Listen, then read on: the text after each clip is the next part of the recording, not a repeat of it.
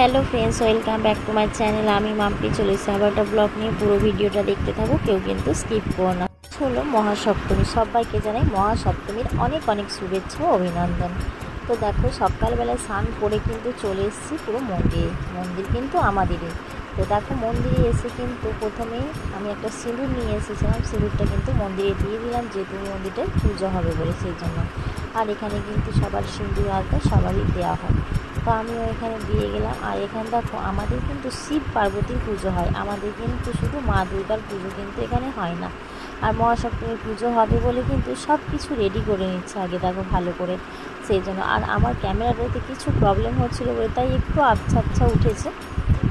মহাসপ্তমীর পুজো হতে দেরি আছে বলে তাই আমি একটুখানি ভিডিও করছিলাম। আর ভিডিও করতে গিয়ে তারপরে আমার ভাবলাম গপুটাকেও একটু নিয়ে আসি বাড়ি থেকে। তাই গপুটাকে দেখো আমি নিয়ে এসেছি সঙ্গে করে। আর আমি তো শ্বশুর বাড়ি থেকেই গপুকে সঙ্গে করে নিয়ে এসেছি, তাই ভাবলাম মন্দিরে একটু নিয়ে আসি আর ঘুরিয়ে নিয়ে যাই। তো দেখো, ওই জন্য আমার মেয়ে একটুখানি ভিডিও করে দিচ্ছে এখানে।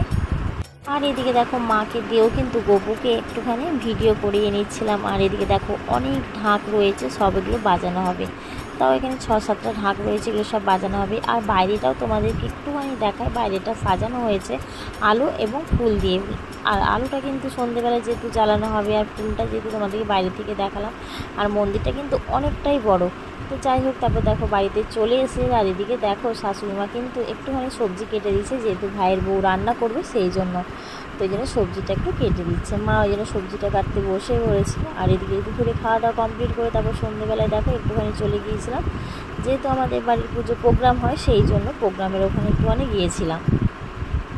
আর এখানে যে খেলাটা হচ্ছিল সেই খেলাটার নাম ছিল বিস্কুট খাওয়া।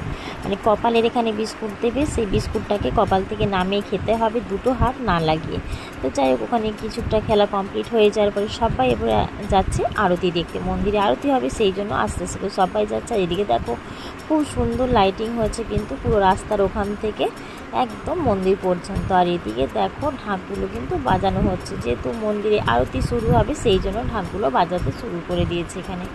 তারপরে আবার দেখো, এদিকে কিন্তু যেই আরতি হয়ে গেছে মহাসপ্তমী, তখনই কিন্তু এদিকে নাচের প্রোগ্রামগুলো শুরু হয়ে গেছে।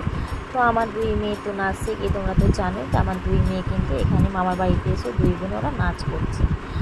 তো যাই হোক, এই যে পুজো, সবাই 4টে দিন কিন্তু অপেক্ষায় থাকে কবে মা আসবে। তো পুজোটা ঠিক আসছেই ভালো, পুজো কিন্তু মানে চলে গেলে সেটা আর ভালো লাগে না। আর এদিকে দেখো, আমার মেয়েদের কিন্তু নাচ কিন্তু কমপ্লিট একদম হয়েই আসছে আস্তে আস্তে। আর পুজোতে বাপের বাড়ি না আসলে ঠিক আমার ভালোও লাগে না। তো যাই হোক, ভিডিওটা ভালো লাগলে অবশ্যই লাইক কমেন্ট শেয়ার করে দিও।